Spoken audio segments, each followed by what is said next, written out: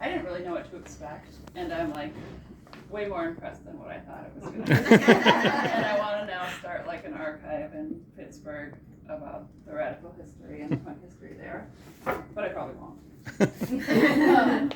And this is a little bit of a rough draft, but I'm working on this sort of like memoir, kind of political memoir thing, and this is all stuff I wrote while I was here, and I thought it would be especially fun for those of you who know Aaron, because it's about when me and Aaron first met too, or part of it is, vaguely.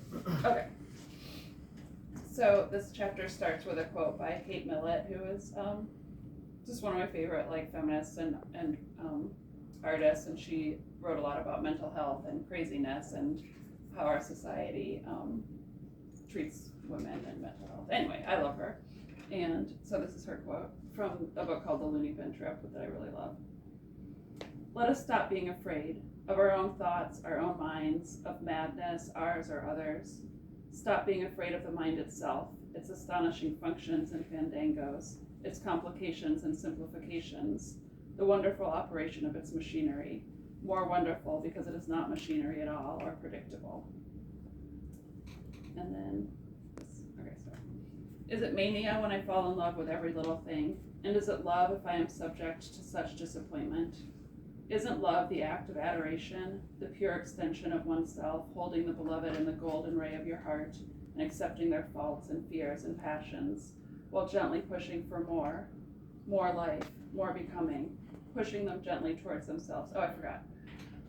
So the chapters before this, there's like a couple things that you need to know. And one is like, there was this political collective AWOL that I was part of that was like a really strong like group of people that did a lot of cool stuff together. And then there was this place, the Institute for Social Ecology, which was like a summer program school that people would come from all over the world to learn about anarchism and ecology and how to prefigure a new society.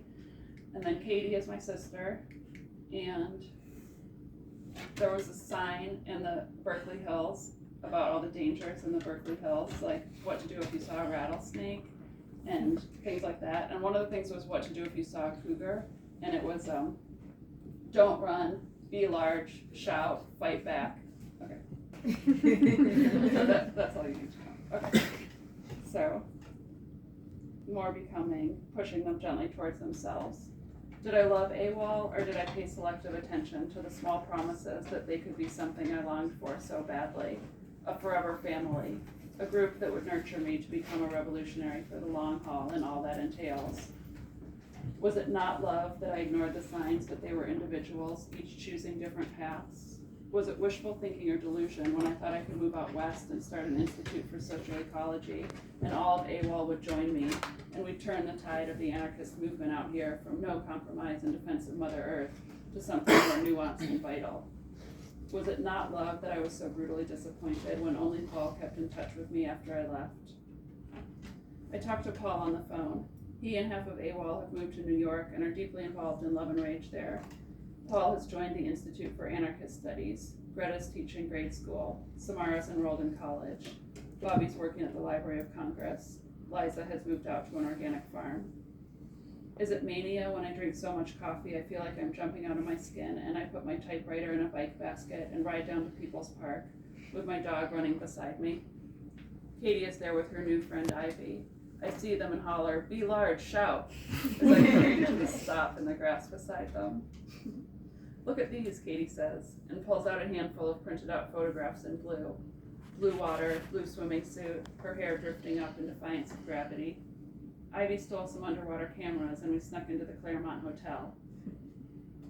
Is it mania when I get so overwhelmed by the love I have for this person, this city, and the absolute unknowingness of what I can do to make anything better for her, for myself, for my friends, or for this world? And the overwhelm runs so deep it is uncontainable, and the only way I can slow down is to lock up my bike and walk out to the highway and hitchhike north for no reason at all. After 2 short rides, I'm dropped off at the northern end of Petaluma. My heart begins to slow to the rhythm of the intermittent traffic. My sign says Eureka because it is funny, and it is a town I've heard of. A man pulls over in a small sedan. He has sad eyes, a clean car, and he balks for a second when he notices my dog, but I smile broadly, and he allows us to climb in. I'm going to Myers Flat, he says in a deep Spanish accent. Avenue of the Giants. That's great, I say. If I can't get a ride further, I can camp out there. He looks at me, without a tent or gear, but doesn't ask any questions. We start talking about the forests, the redwoods, and the beauty of the land up there. I'm an environmentalist, he tells me. What do you mean, I ask. My job is testing the toxicity in landfills and trying to design ways to manage them more cleanly. He looks slightly despondent about this. I tell him about the Institute for Social Ecology in Vermont. You know, I say, we need to change the whole base of society, develop an ecologically based and community-based ethics. Better management isn't going to fix anything, no offense. No. You're right, he says. Completely right. I just didn't know anyone in America felt that way. He tells me about growing up in El Salvador and how he got arrested for addressing a police officer with tu instead of usted. The police officer arrested me, and at the police station, he put a gun to my head and made me sign my release papers, and then threw me in a jail cell, he said. They eventually let me go, but said they'd kill me if they ever saw me again, so I came here. He starts crying. I haven't talked about this in 7 years. It is dusk when we pull up to the gas station outside Garberville. It will be easier finding a ride from here, he says, rather than farther up. He starts asking around. A woman in a rusty red Toyota says she'll take me. I used to live up in Eureka, she says. I'm heading up to see my sister for her chemo. You don't want to stay there too long or you'll get cancer. As we get closer, the air starts to smell like rotten eggs. It's the paper mill, she explains. She drops me off and I find a payphone.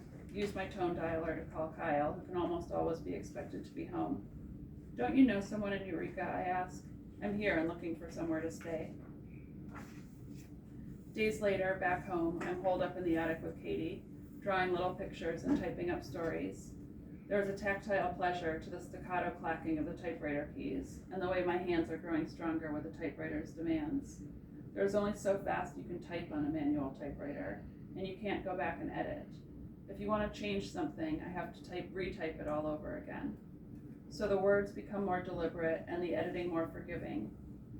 There is pleasure in the typos and misspelling, drawing over letters when my old typewriter ribbon reaches the faded end, before I can catch it and remove the ribbon, flip it over, and start over again. I cut up the stories with scissors and glue little stick figure drawings into it. There's pleasure in the math of these 5.5 by 4.25 pages glued onto double-side 8.5 by 11s in a way that I hope will create a little booklet when photocopied, cut, folded, and done. Katie and I ride bikes with Ivy down to the Kinko's 24-hour copy shop, where Ivy shows me how to make a tiny dollhouse-sized mock-up of a zine with the page numbers on it and how to translate that to what I need to do to my pages before I glue them down for next time. Then she helps me peel off my pages and set them right. She shows me how to reset the copy machine counter so it looks like we've only made 20 copies rather than 200. We fill our backpacks with paper, pens, staples, and stop by the 24-hour donut shop on the way back and ride home again. In my uncle's attic, we use his giant ancient paper cutter, and Ivy has brought her long-arm stapler to administer the final finishing touches. Ivy's zine is about the people she met and her experiences in jail. It is a full-size, like a newsletter. Mine is quarter-sized, pocket-sized, full of secrets and stories. There is,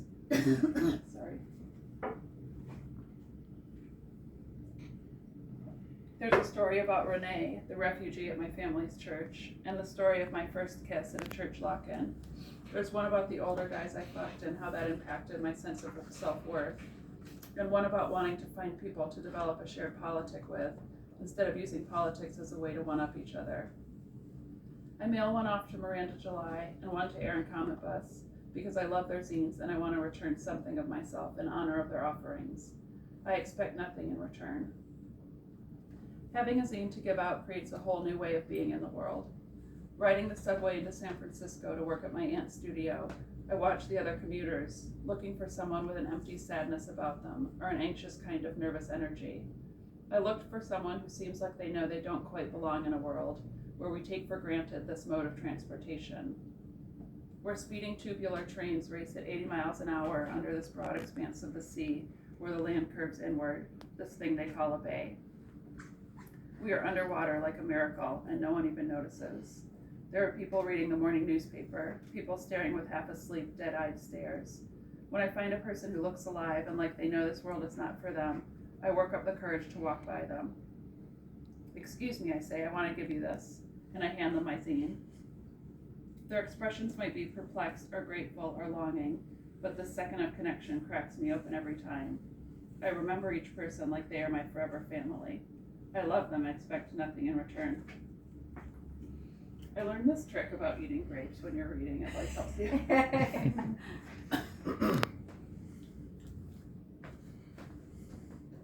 Okay, then the mail comes. First I receive a postcard of the Eiffel Tower from the strung out girl with the armful of bangle bracelets. I thought your zine was going to suck, she writes, but it wasn't the absolute garbage most zines are. I actually really loved it, so thanks for that. A week later, an envelope that almost doesn't close with the amount of paper stuffed into it. 10 pages of scrawl from the boy with the soft cardigan and greasy hair. I'm going to tell you the secrets of my family like a confessional, he writes, now that I no longer have church or God. He pours out pages of heartache. There is no return address. It is an offering, a love.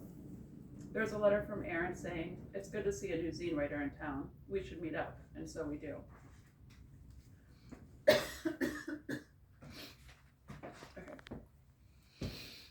Sorry. You got this. Totally got this.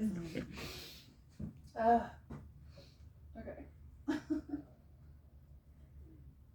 I always feel like this goes on like forever, but I know this is just how it is. Okay.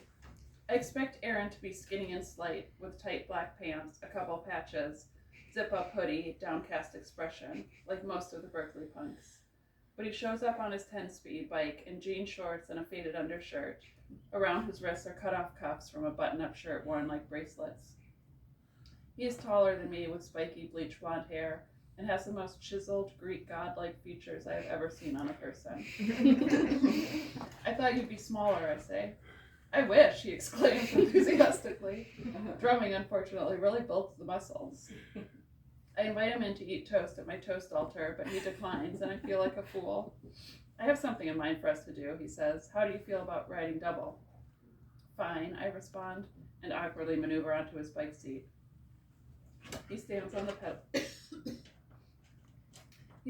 pedals, and I hold on tight to his waist. He pedals us down to Rock Ridge Bart with a few detours. That's the house where the SLA held Patty Hearst hostage, he points out, and another house he yells something about and points to, but I can't quite hear him. At the subway station, we take the bike to the elevator, bypassing the turnstiles. Tribe 8 is playing a generator show at Tire Beach, he says. I've got to meet up with Anna Joy after, but I'm sure you'll know a bunch of people there. I am not so sure about that, but it doesn't really matter. He asks me about my writing and is genuinely interested when I talk about my motivations for writing a zine and my past work on AWOL's radical newspapers and the booklets of articles I put together when I lived in Minneapolis. We talk about underground literature. He asks me about Portland and Minneapolis. Do you know Audrey and Joel, he asks. Their names sound familiar. I stayed with them when I lived in Minneapolis a few years ago, he explains. Joel was in Profane Existence. Oh, I say, is he the one who wrote about punks needing to organize in the small towns to help farmers keep their farms so the fascists don't take over? Yes, says Aaron. That's him. And how all punk is inherently political except pop punk, but we're debating that. My band is playing at KPFA in a few days. If you want to come, I bet we could squeeze you in. What's your band, I ask. Pinhead Gunpowder, he says. Never heard of it, I respond. Aaron is a talker, and I can't always follow him when he's describing places and bands and people he seems to think I would know. But he has a low-toned, melodic voice that soothes me and holds me in a protective bubble, away from the cacophony of noises in the world. He is strangely easy to be with. I feel like he can carry me along. We get off at Union Station and walk down 3rd until downtown turns into empty streets, ending in an expanse of rubble and discarded tires at the shore of the bay. Tire Beach, he says, sweeping his arms out like a carnival barker. Sorry, I don't know what's going on with my throat. Guitar feedback is wafting in on the breeze, and a discordant talk-like singing. It is girls everywhere in leather halter tops, shirtless, jean vests, tutus, girls with long hair, spiked hair, dyed hair, no hair. girls kissing and laughing and yelling along with the music. We push through into the crowd towards the stage and become entangled in the dancing. I can't say I love the music, but I love the feeling. People are bumping into each other, but it's bodies together, not of violence. I let go of my little bubble of personal space and my fear of anger and become one with the other bodies, jostled and jumping. I get knocked down and someone is quick to help me back to my feet. A girl flies off the makeshift stage and into upraised hands. She is surfing above us. She is held with joy and reverence. It is dancing as purging, dancing as love, dancing out the anger of every pain held in and minimized, dancing for the joy of being a body, of being a girl, safe amongst each other. It is the same transcendence as being masked up on May Day Wall Street, moving like one animal, setting things on fire. It feels like there are possibilities. The possibilities might be endless, undreamt, unimagined, only now beginning to find a voice.